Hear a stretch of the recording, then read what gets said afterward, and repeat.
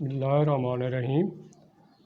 Today we will continue our discussion atomic structure and bonding, and it is part 5 and last part of the atomic structure and bonding. In this topic we will discuss types of atomic and molecular bonds. So there are two types of bonds: primary, that is called strong bonds, then secondary और weak bond. अब primary bond में क्या होगा? Primary bond की फिर आगे 3 types हैं. ये प्राइमरी बॉन्ड की जो कि स्ट्रॉन्ग बॉन्ड होता है, इसकी 3 टाइप्स हैं: ionic bond, covalent bond, metallic bond. और इसी तरह फिर सेकेंडरी बॉन्डिंग जो वीक बॉन्डिंग है, इसकी फिर आगे 2 टाइप्स हैं: परमानेंट डाइपोल बॉन्ड और फ्लक्चुएटिंग डाइपोल बॉन्ड. अब इसको पहले डिटेल में पढ़ने से पहले जो मैं आपको बताऊं, जो बॉन्डिंग है एक्चुअली ये जो एटम है या मॉलिक्यूल के दरमियान आपस में मिलना, that is called bonding. Combining of molecule और combining of atom is called bonding. अब बॉन्डिंग में ये एक्चुअली एक केमिकल रिएक्शन है जिसमें आउटर मोस्ट ऑर्बिट के एटम जो है ना, वो आपस में या तो ट्रांसफ़र होते हैं या फिर वो आपस में शेयर होके केमिकल बॉन्ड बनाते हैं. और इससे जो भी मॉलिक्यूल बनता है, एटम मिले जो मॉलिक्यूल बनेगा, जो बॉन्ड बनेगा, उसकी फिर प्रॉपर्टी जो है ना वो डिपेंड करती हैं. ये जो जिसके सिग्नेचर का बॉन्ड बनता है, प्रॉपर्टी डिपेंड करती हैं और प्रॉपर्टी चेंज हो जाती हैं बॉन्डिंग की वजह से. तो प्रॉपर्टी में मेल्टिंग पॉइंट चेंज हो सकता है, melting point, thermal expansion, elasticity, strength वगैरह, ये चीज़ें चेंज होती हैं जब बॉन्ड बनता है, क्योंकि ये केमिकल चेंज आती है. तो सबसे पहले देखते अच्छा, जब ये बॉन्ड बनता है तो बॉन्ड से पहले जो इनकी एनर्जी होती है एटम की, बॉन्डिंग में जाके वो एनर्जी कम हो जाती है, वो स्टेबल हो जाती है. तो अभी हम इसको डिटेल में देख लेते हैं. तो अभी तो मैंने आपको वैसे बता दिया, अभी इसको हमने डिटेल में देख लेते हैं कि ये बॉन्डिंग जो मैंने अभी टाइप्स बताई, इनको डिटेल में देखते हैं. Ionic bond, covalent bond, metallic bond, ये है क्या चीज़? तो सबसे पहले चलते हैं जी आयनिक बॉन्ड. आयनिक बॉन्ड क्या है?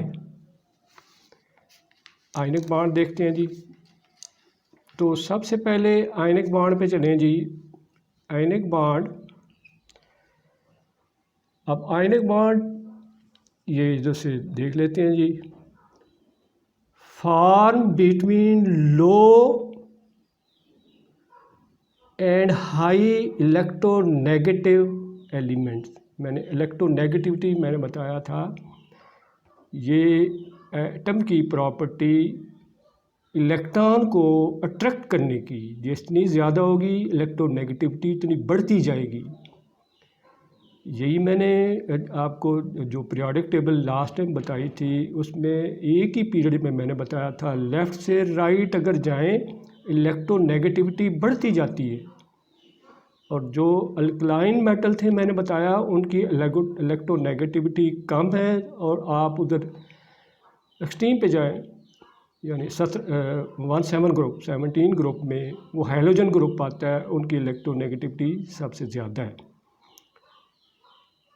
जो अल्कली मेटल है वो लो, उनकी इलेक्ट्रोनेगेटिविटी कम है, या ऐसे कह लें उनकी इलेक्ट्रोपॉजिटिविटी भी ज़्यादा है. जो एक्सट्रीम राइट पे आते हैं हैलोजन एटम, उनकी इलेक्ट्रोनेगेटिविटी बहुत ज़्यादा है. इलेक्ट्रॉन को एक्सेप्ट करने की, इलेक्ट्रॉन को खींचने की, इलेक्ट्रॉन को अट्रैक्ट करने की कैपेसिटी बहुत ज़्यादा है, उसको हाई इलेक्ट्रोनेगेटिव. अब ये जो आयनिक बॉन्ड बनता है, ये जो लेफ़्ट साइड पे आपने बताया, मैंने बताया कि लेफ़्ट साइड पे टेबल के जितने एटम हैं वो मेटल हैं वो लो नेगेटिविटी पे हैं, लिहाजा लो नेगेटिव और हाई इलेक्ट्रोनेगेटिव एटम के दरमियान ये बॉन्ड बनेगा। तो इससे साबित हुआ कि ये जो बॉन्ड बनेगा ये मेटल और नॉन मेटल के दरमियान बॉन्ड बनेगा। ठीक है ना जी। In the ionisation process positive ion that is called cation and negative charge anion form due to transfer of electron। यानी जो मेटल है वो मैंने लेफ़्ट साइड पे जो जिसकी इलेक्ट्रोनेगेटिविटी कम है वो इलेक्ट्रॉन लूज़ करके पॉजिटिव आयन बन जाएगा, और जो राइट साइड पे नॉन मेटल है वो इलेक्ट्रॉन एक्सेप्ट करके नेगेटिव आयन बन जाएगा। अब ये पॉजिटिव और नेगेटिव चार्ज एस्टेब्लिश हो गए। अब ये जो नेगेटिव पॉजिटिव चार्ज एक दूसरे को अपनी तरफ खींचेंगे। जैसे मैंने आपको जैसे आपको पता ही है पॉजिटिव अगर दोनों चार्ज एक जैसे हों, जैसे है ये चार्ज है, यानी ये वाला चार्ज अगर दोनों पॉजिटिव है, ये पॉजिटिव है, ये पॉजिटिव है, तो ये तो रिपेल करेंगे ऐसे करके। अगर ये एक पॉजिटिव है दूसरा नेगेटिव आ जाता है, ऐसे ये एक पॉजिटिव है दूसरा नेगेटिव आ जाता है, फिर एक दूसरे को अट्रैक्ट करते हैं, ऐसे एक दूसरे को अट्रैक्ट करेंगे। तो ये जो अट्रैक्शन की फोर्स है दैट इज़ कॉल्ड इलेक्ट्रोस्टैटिक और coulomb forces, force of attraction between positive and negative ion that is due to electrostatic charge and it is called electrostatic or Coulomb forces of attraction। ठीक है ना, ये वाला। अब इसकी example दे लेते हैं। अब ये देखें जी, ये सोडियम, ये लेफ़्ट साइड पे इसका एटॉमिक नंबर 11 है, और आप इसी तरह चलते जैसे इसके बिल्कुल सामने आप देखेंगे जो क्लोरीन है ये राइट साइड पे है, इसकी इलेक्ट्रोनेगेटिविटी ज़्यादा है। अब इसकी इलेक्ट्रोनेगेटिविटी ज़्यादा है। अब ये इलेक्ट्रॉन लेगा, सोडियम इलेक्ट्रॉन देगा, ये पॉजिटिव बनेगा, ये नेगेटिव। अभी इसको देखते हैं कैसे। अब आपने अगर इसको देखें सोडियम को, इसका जो एटॉमिक नंबर 11 है, यानी 2 इलेक्ट्रॉन तो इसके पहले शेल में हो गए, 8 इलेक्ट्रॉन इसके दूसरे शेल में हो गए, 1 इलेक्ट्रॉन जो बचा वो आखिरी शेल में यहाँ पे। इसी तरह अब इसका जो एटॉमिक रेडियस है सोडियम का वो है जी 0.192 नैनोमीटर। ये मैंने बुक से देखा, ये एटॉमिक रेडियस दिया हुआ है, ये एटॉमिक नंबर बुक से देखा 11 दिया हुआ है। इसकी फिर डिस्ट्रीब्यूशन फिर इस तरह हो जाती है। अब इसका एटॉमिक रेडियस ये है, ये इसमें डायग्राम में थोड़ा सा गड़बड़ है, ये छोटा होना चाहिए। अब जो एटॉमिक रेडियस क्लोरीन का है वो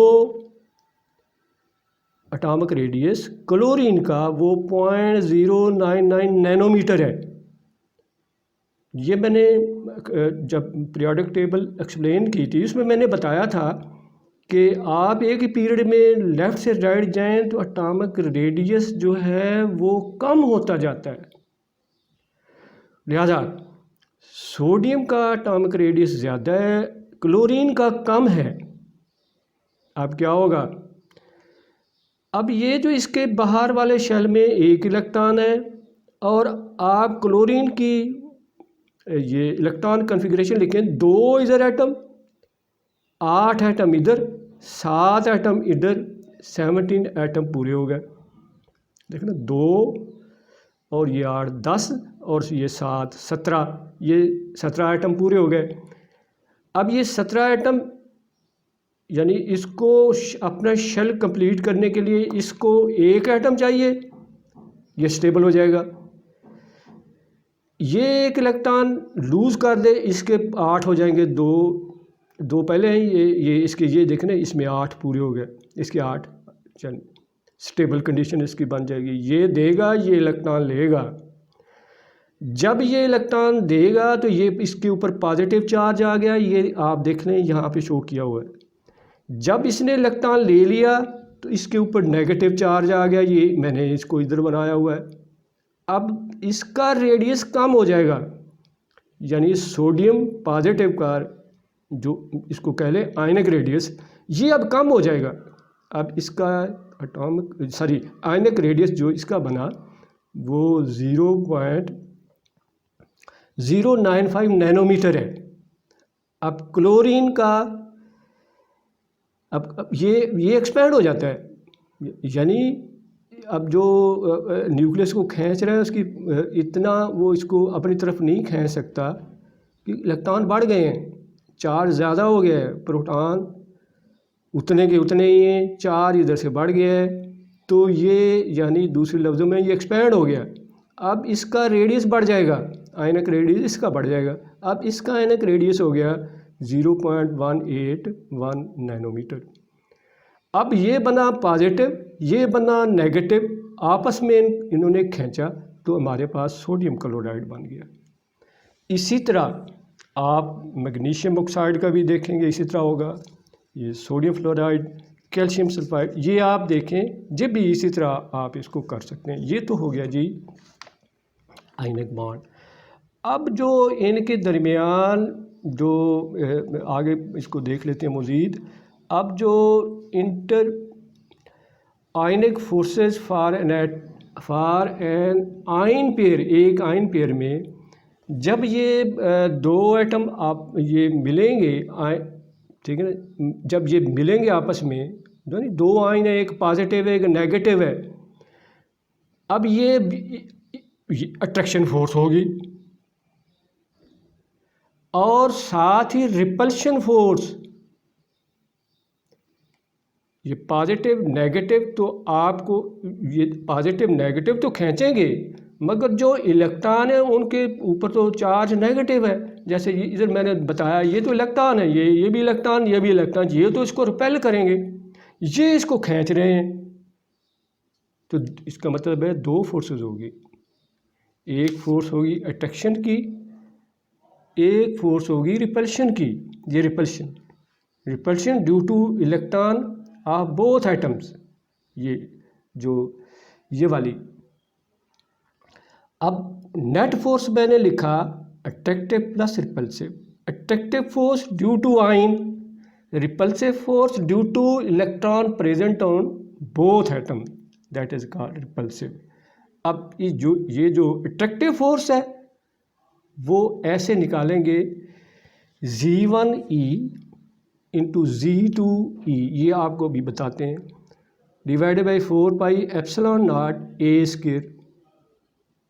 अब ये इसको मैंने Z1 Z2 और E स्क्वायर लिख दिया।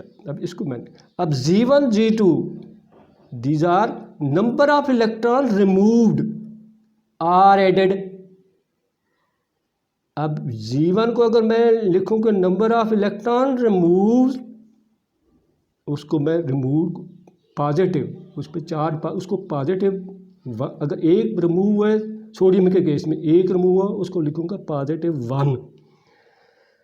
Z2 एडेड फ्रॉम, अब जो ऐड हुआ है वो नेगेटिव चार्ज बनाएगा, नेगेटिव, तो Z2 को मैं लिखूंगा -1 negative. Z1 equal to +1, Z2 equal to -1 in case of sodium chloride. इसी तरह अगर आप अगला ग्रुप देखें तो वो उसमें 2 इलेक्ट्रॉन होते हैं, फिर इस तरह Z1 +2 बन जाएगा, Z2 ये दूसरा एटम जो जिसके साथ जिसको ये ट्रांसफ़र कर रहा है उसको 2 चाहिए, तो वो 2 इलेक्ट्रॉन लेके -2 बन जाएगा, Z2 फिर -2 हो जाएगा। तो E इलेक्ट्रॉन चार्ज, ये एब्सोल्यूट में लिखने, ये देख रहे हैं क्योंकि नेगेटिव पॉजिटिव मैंने उधर लिख दिया, इसको एब्सोल्यूट में इलेक्ट्रॉन चार्ज है E इलेक्ट्रॉन चार्ज। उसके बाद जी A inter ionic separation distance. दो एटम के दरमियान जो डिस्टेंस है ये ए को डिनोट कर रहा है। अगर ये बिल्कुल क्लोज हो जाएंगे, साथ आप टच कर रहे हैं, तो आप ये बुक में ऐसे उसको ए नॉट लिखा हुआ है, जब बिल्कुल टच कर जाते हैं। चलिए हमने उसको, मैंने वैसे ए लिख दिया, अगर नहीं टच करे तो सिंपली ए लिख दिया। ए है inter ionic separation distance between two ions. अब ये ए की वैल्यू होगी। Epsilon permittivity of free space, आपको ये पता है कि ये कांस्टेंट है, इसकी वैल्यू ये दी हुई है 8.85 × 10⁻12, ये coulomb square over newton metre square, ये कांस्टेंट है। अब अट्रैक्टिव फोर्स तो ये हो गई। अब इसके बाद चलते हैं जी, जो रिपल्सिव फोर्स है वो ये है एन बी और ए वही है जब ये मैंने वो जिक्र किया ए की वैल्यू जो इंटर आयनिक सेपरेशन डिस्टेंस, ये ए वही वाला है। एन बी और ये एन बी ये दोनों कांस्टेंट है, एन और बी आर कांस्टेंट। एन की वैल्यू ये 7 से लेकर 9 तक चेंज होती है। तो फिर हमने क्या रिज़ल्ट निकाला जी, नेट जो फोर्स है वो अट्रैक्टिव प्लस रिपल्सिव, दो फोर्सेस आ गई। इनको मैं ऐड करूं तो ये मेरे पास नेट फोर्स ये और ये वाली आ जाएगी। अब ये आगे, इसको आगे चलते हैं तो इसकी एग्जांपल भी दे लेते हैं। अब एग्जांपल में बड़ी सिंपल सी एग्जांपल है। एग्जांपल है जी, कैलकुलेट कूलम अट्रैक्टिव फोर्स। अब रिपल्सिव की बात नहीं की, उसने कह दी calculate Coulomb attractive force between pair of sodium plus and chlorine negative, यानी ये पॉजिटिव और chlorine ion that just touch each other, आप आके बिल्कुल मिल गए। इसका मतलब है ए की वैल्यू निकालने के लिए मैं इसका रेडियस ले लूँगा, इसको रेडियस ले लूँगा, इनको करूँगा मैं ऐड करूँगा तो मेरे पास ए की वैल्यू आ जाएगी। Assume ionic radius of sodium ion, ये पीछे मैंने बताया था सोडियम आयन, ये आयन की बात की है मैंने, ये आयन ये 0.091 and that of chlorine ion, ये क्लोरीन की मैंने पीछे भी आपको बताया ये इतना है, ठीक है ना जी। अब हमने फार्मूले से अट्रैक्टिव जो फोर्स है वो निकालनी, वो कितनी आई। अब Z1 मैंने बताया इलेक्ट्रॉन देना +1 लिखेंगे इसको। Z2 इलेक्ट्रॉन लेना, कितने इलेक्ट्रॉन एक ही लिया तो -1 लिखेंगे। E की वैल्यू जो है ये मैंने अभी आपको पीछे अभी इलेक्ट्रॉन की वैल्यू ये E की वैल्यू ये शायद अभी तो पीछे नहीं, ये इससे पहले मैंने बताया था ये इलेक्ट्रॉन चार्ज है कूलम में 1.6 × 10⁻19 कूलम, ये चार्ज है। ये मैंने अभी तो नहीं बताया, इससे पहले मैं बता चुका हूँ कि ये इलेक्ट्रॉन का चार्ज है। ये परमिटिविटी इसकी वैल्यू ये कांस्टेंट, ये मैं अभी बताया आपको। अब ए की value sum of sodium chlorine radii, जो अभी मैंने आपको बताया।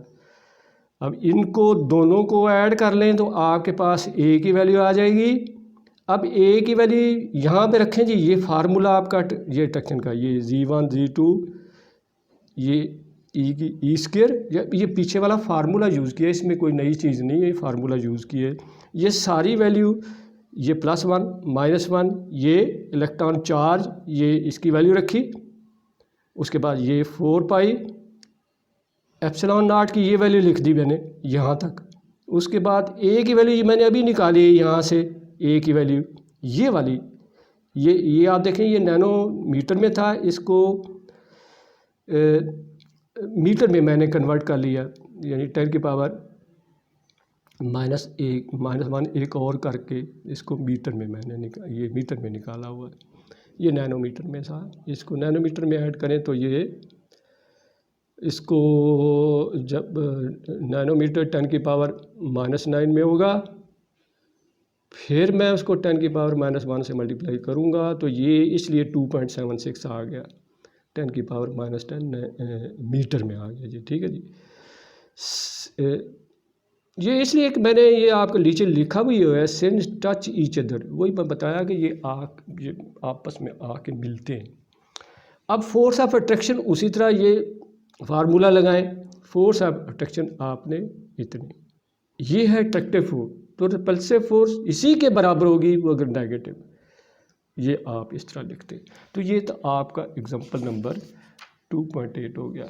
इसी तरह आपने अगर एग्जांपल नंबर 2.9 है इसकी, उसमें देखते हैं, if attractive force between magnesium and sulphur, magnesium +2 यानी 2 इलेक्ट्रॉन दे रहा है, सल्फर 2 इलेक्ट्रॉन ले रहा है -2, आइन इज़ इतनी न्यूटन, ये इतने न्यूटन की फोर्स है, अट्रैक्टिव फोर्स की वैल्यू दे रही है अब।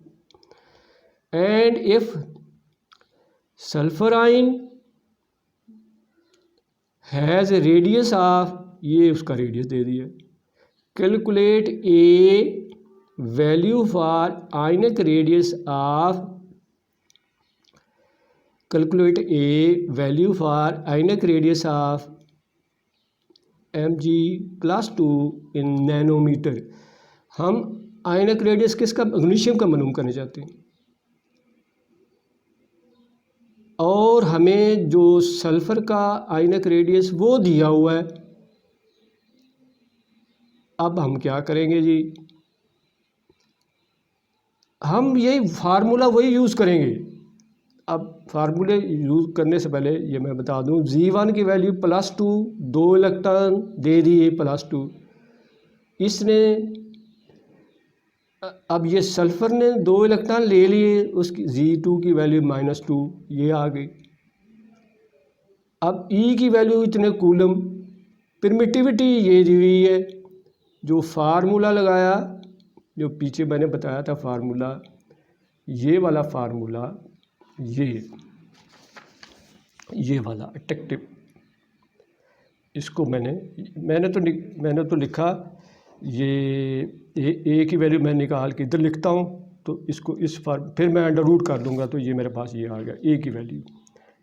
अब ए की वैल्यू मैं लिख लूँगा वहाँ से। अब ये वाला फार्मूला, अब ये सारी चीज़ें मैं इसमें फिल करता गया यहाँ से, तो मैंने ए की वैल्यू निकाल ली, वो मेरे पास 0.249 नैनोमीटर आ गया। अब ये वैल्यू तो ए की वैल्यू है, ये किसके बराबर है, ये Mg plus R sulphur, Mg plus R sulphur, इसकी सल्फ़र की वैल्यू तो दी हुई है 0.184 नैनोमीटर, ये दिया हुआ है। अब इसको मैं, ये वाली चीज़ ए के बराबर जो मैंने निकाली, इसके बराबर रखता, यहाँ से Rmg की वैल्यू मैंने निकाल दी, ये इतने नैनोमीटर आ गया।